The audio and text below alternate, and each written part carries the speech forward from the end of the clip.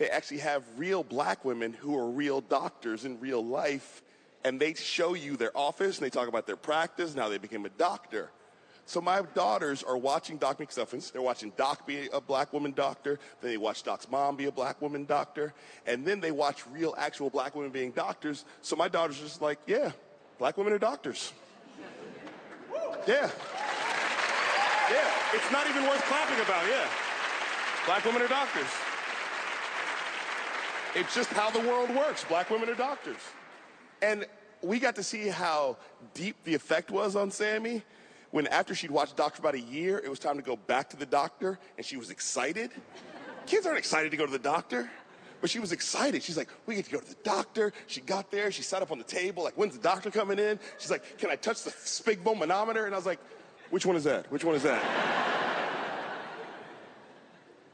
And then the doctor walked in the room, and it was a white man.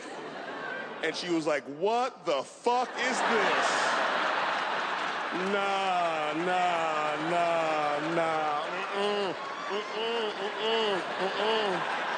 Nope. That's not a doctor. That's not a doctor.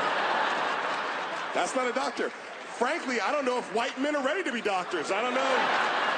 I've never seen a white man doctor. How would we know if they even know how to become doctors?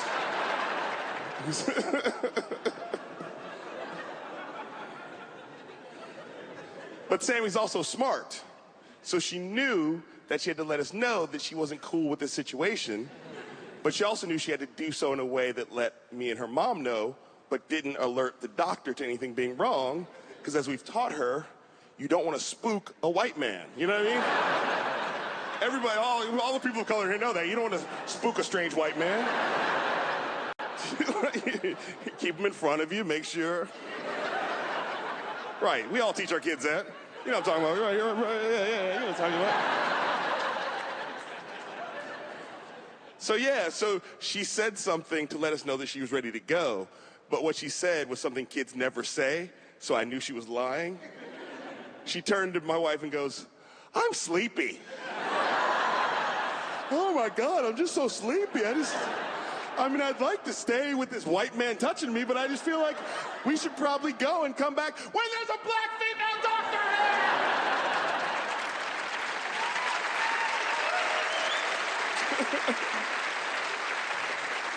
What is wrong with you people?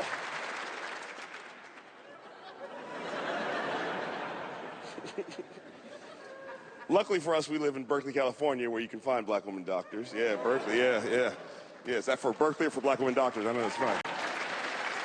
Yeah. Berkeley is like a sleepy college town, and I like living there because it's got all the stuff because it's a college town, but it's also a place to relax. At least it was that until the election kicked up into high gear, and then it became this place that, like, every few weeks the alt-right would show up and start fights in the streets of Berkeley. If you don't know about the alt-right, I'm sure most of you do, but for anybody who's here who doesn't know, let me explain. The alt-right is a bunch of white dudes who, how do I explain this? They wish they were a little bit taller. They wish they were ballers. If they had a girl, they would call her. That's the best way to, that's the best way to explain it. That's what it boils down to, if I had to bottom line it. So every few weeks, the alt-right would show up in Berkeley and start fights. And people in the media, which is hard for me because I work in the media, would be like, Berkeley versus the alt-right. Berkeley is fighting the alt-right in the streets. Look at Berkeley fighting with it. I was like, I live in Berkeley. Berkeley is not fighting the alt-right in the streets. Now, here's how it works. The alt-right puts out flyers, and they get online, they create graphics and tweet and Facebook about that they're going to have a fight in Berkeley on like a Saturday. And then what happens is that in the surrounding area of Berkeley, people who like to fight are like, do you want to fight in Berkeley this weekend? Sure, I'd like to fight this weekend. What's it about? I don't give a shit. I just want to hit somebody, yeah. And they show up and they fight in the streets. And then the media goes, Berkeley versus the alt-right. The alt-right is fighting in the streets. And it's like, no, it's not Berkeley. Do you know how it affected the residents of Berkeley when the alt-right showed up the first time? This is how the residents of Berkeley were affected. It canceled the farmers market. That's how Berkeley was affected. There was white women in yoga pants standing at the fight going, this is bullshit! How the fuck am I supposed to get my kale, all right? What, am I supposed to get it from Whole Foods like I'm a goddamn refugee? Is that what I'm supposed to do? Is that what I'm supposed to do? Like I'm Somali? Is that what you want me to do? Carrying yoga mats wrapped in plastic, never been used. So then, yeah, the media's like, it's Berkeley versus the alt-right. And then what happens is that all these D-list right-wing celebrities showed up in Berkeley to take advantage of the moment so they could get some press. And so then you got like Ann Coulter and Milo Yiannopoulos showing up, and they had speeches at Berkeley, but they didn't give the speeches because when they showed up, the alt-right showed up, and there's fights in the streets, and the police were like, we can't have this. This is not safe for our students. And we're like, I gotta get to class. So their speeches were canceled, and then Ann Coulter and Milo Yiannopoulos and all the people on the right are like, Berkeley is anti-free speech. Berkeley doesn't like free speech. No, I live in Berkeley. Berkeley is fine with free speech. We love freedom of expression. We're anti-bullshit, all right? We're not down with bullshit. Berkeley, we're fans of free speech. We don't have to agree with what you say or what you do. There's a naked guy who for years just walked around Berkeley. And everybody's like, there's the naked guy anyway. And different people from different sides of the political aisle and the culture were like, fine with it. There'd be women in burqas with their kids going to school. Honey, the naked guy needs to get to work. We have to get out of his way. They were not mad. He's like, I gotta be naked in the park by 10:30, huh? Berkeley's like, yeah, as long as you don't get any nakedness on me, have at it. That's kind of Berkeley's thing. We're not anti-free speech. We're anti-bullshit, man, you know? And that's why I hate the fake argument about free speech. No, you have the freedom of speech, but what you don't have is the freedom of consequences from that speech. You understand what I'm saying? Yeah. You can say whatever you want to say. Whatever you want to say. But if your free speech causes riots, you have to deal with the consequences of that. If everywhere you go, people riot after you speak, guess what? You got to deal with that. If everywhere I did comedy, a riot broke out, we wouldn't be here right now. We'd be on YouTube with this.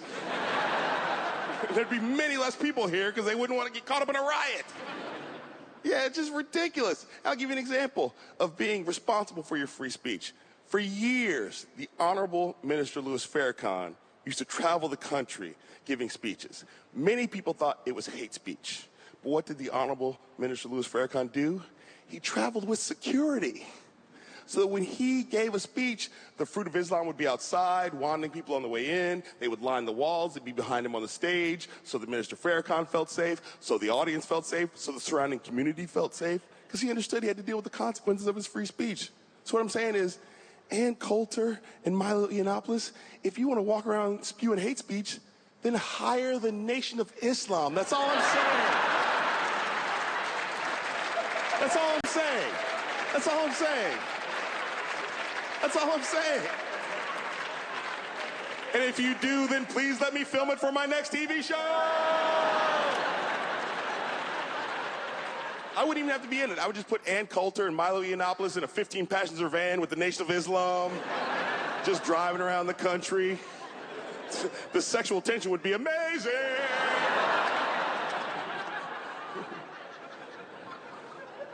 Every now and then I just do a cameo, like I just walk in like, hey Milo, here's some bacon. The nation loves bacon. All right.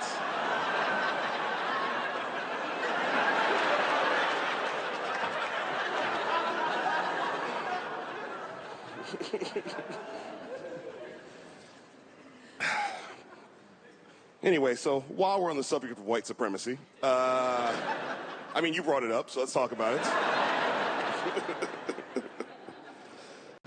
President Donald Trump. Yeah. No, yeah, I get it. I get it. You're not down. I get it. Yes, I understand. I mean, yes, some of you are down. I mean, you got dragged here by somebody who's like, you need to see Kamau. I understand. There's an uncle or two here who's like, why do we have to go to this? You'll see. You'll see. But man, President Trump, there's so many moments we could discuss. We don't have time. I'm not doing 4 Dave Chappelle specials. I just have to do the highlights for me. You know what I mean? Like, there's just moments where it's like, some of it is so crazy. It just gets washed under by the tidal wave of more things. So we don't even focus on it and go, wait a minute, what is he saying here? He did an interview a few months ago, and we all just missed it. I caught it. He actually said to a newspaper, being president is harder than I thought it was going to be. Yeah, no shit, man. You should see it from this angle, all right? It's a disaster over here. It's way harder to watch you be president than it is for you to be president. And he's so competitive about nonsense. After the State of the Union, he tweeted that it was the most watched State of the Union ever. And first of all, it wasn't. There was one during like the George W. Bush era that was more watched, which makes sense because back then, TV wasn't as good, you know?